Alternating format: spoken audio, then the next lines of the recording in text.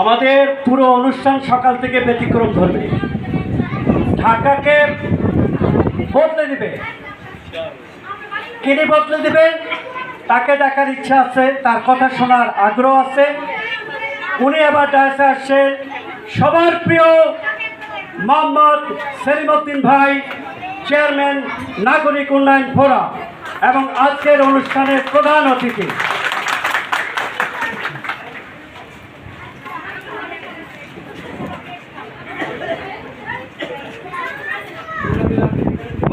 আসসালামু আলাইকুম রহমতুল্লাহি ওয়া বারাকাতুহু।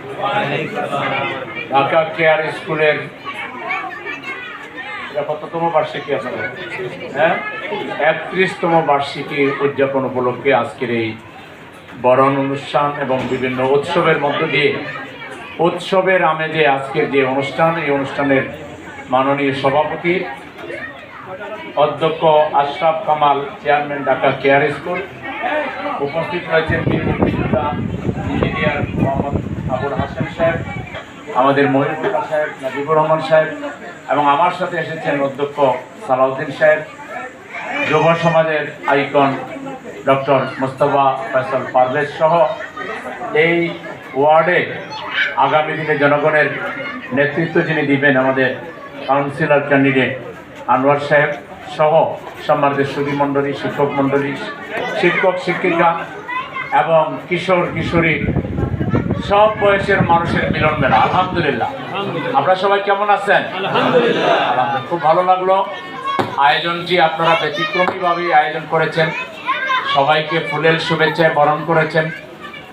আমরা মনে করি যে আমরা যদি সামনে এগিয়ে যেতে চাই তাহলে প্রথমে শিক্ষক শিক্ষিকা, স্কুলের উদ্যোক্তা এবং গার্জিয়ানদেরকে মডেল হতে হবে। আমাদের আচার ব্যবহার, ওঠা বসা, এগুলো আমাদের কিশোর কিশোরীদের কাছে মডেল হইতে হবে।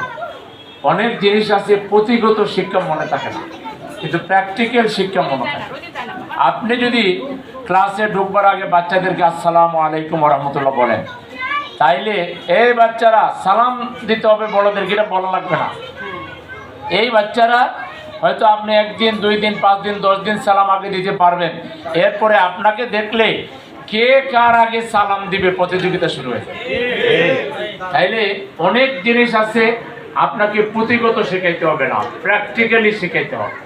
আমরা যারা মা বাবা আছি, আমাদের বাচ্চারা যখন স্কুলে বের হয়, তখন বের হওয়ার সময় যদি আমরা বলি আসসালামু আলাইকুম, মামুনি যাও, আব্বু যাও, স্কুলে যাও, আসসালামু আলাইকুম, তাই এই বাচ্চাটা বেশি দিন যাবে না, অল্প সময়ের ব্যবধানে যখন বাসা থেকে বের হবে বলবো আম্মু আসসালামু আলাইকুম, আমার জন্য দোয়া করিও, বলবে কিনা? তাইলে আপনি ওকে জোরপূর্বক শেখানোর চাইতে আপনার বিহেভিয়ার দিয়ে, আপনার আচরণ দিয়ে আপনি যেটা শেখাতে চান এটা আপনার মধ্যে আগে অ্যাডাপ্ট করেন, তাহলে দেখবেন আমাদের বাচ্চারা পুঁথিগত পড়ার বাইরেও আরও অনেক অনেক সুন্দর সুন্দর আদব কায়দা, তাজিব তামাদ্দুন, কালচারাল অনেক সুন্দর সুন্দর জিনিস তারা শিখবে, যেটা আমাদের চোখ জোড়াবে, মন জোড়াবে, আমাদের ভালো লাগবে। আর আমরা যদি খালি শাসন করি আর দমকের সুরে শিখাইতে চাই, তাইলে ওরা দমকই শিখবে, শাসনই শিখবে, আসল জিনিস কিছুই শিখবে না। এজন্য আমাদেরকে প্র্যাকটিক্যালি এক একটা মডেল হইতে হবে, যাতে করে আমাদের আগামী কিশোর কিশোরী যারা, তরুণ তরুণী যারা, তারা যেন আমাদের কাছ থেকে প্র্যাকটিক্যাল শিক্ষা পায়। আমাদের নবী মুহাম্মদ রাসূলুল্লাহ সাল্লাল্লাহু আলাইহি ওয়াসাল্লাম তিনি বলেছেন বুইস্তু মুআল্লিমান, আমি শিক্ষক হিসেবে এসেছি। তা আমাদের শিক্ষকের চরিত্র দেখেন, তিনি ছোটকেও সালাম দিতেন, বড়কেও সালাম দিতেন। তিনি ছোটদেরকে আদর করতেন, হাসান হোসেনকে 2 কাঁধে পিঠে মাথায় উঠাইয়া নাচাইতেন, শিশুদেরকে ভালোবাসতেন। আমরা তো মসজিদে শিশু গেলে একটা আওয়াজ, এই নামাজ শেষ হলো, নামাজ শেষ হলো না, শিশুর আওয়াজে নামাজ শেষ হবে না। শিশুদেরকে মসজিদে নিয়ে যাবেন, ওরা মসজিদে নাচান। শিশুদেরকে আপনি প্র্যাকটিক্যাল আপনার নানা আচার ব্যবহার আপনাকে শেখাইতে হবে। ধমক দিয়ে তাকে থামিয়ে দেওয়া এটা কোনো ভালো শিক্ষণীয় বিষয় নয়। মুহাম্মদ রাসূলুল্লাহ সাল্লাল্লাহু আলাইহি ওয়াসাল্লাম শিশুদেরকে ভালোবাসতেন, আগে সালাম দিতেন, তারপরে পরিচিত অপরিচিত সকলকে সালাম দিতেন, তারপরে তার কতগুলো তাজিব ছিল সেগুলো আমাদের সবার মধ্যে প্র্যাকটিস করতে হবে। যেমন যখন পড়ালেখা স্টার্ট করবেন, আপনি ক্লাসে বলবেন বাচ্চারা এখন পড়া শুরু হবে, পড়া শুরুর আদব হইল রাব্বি জিদনি ইলমা, হে প্রভু আমার জ্ঞান বাড়িয়ে দাও, অর্থ সহ তাকে এটা শিখিয়ে দেবে। আপনারা গার্জিয়ানরা বাসায় যখন তারা পড়া স্টার্ট করবে অর্থ সহ এটা শিখিয়ে দেবে।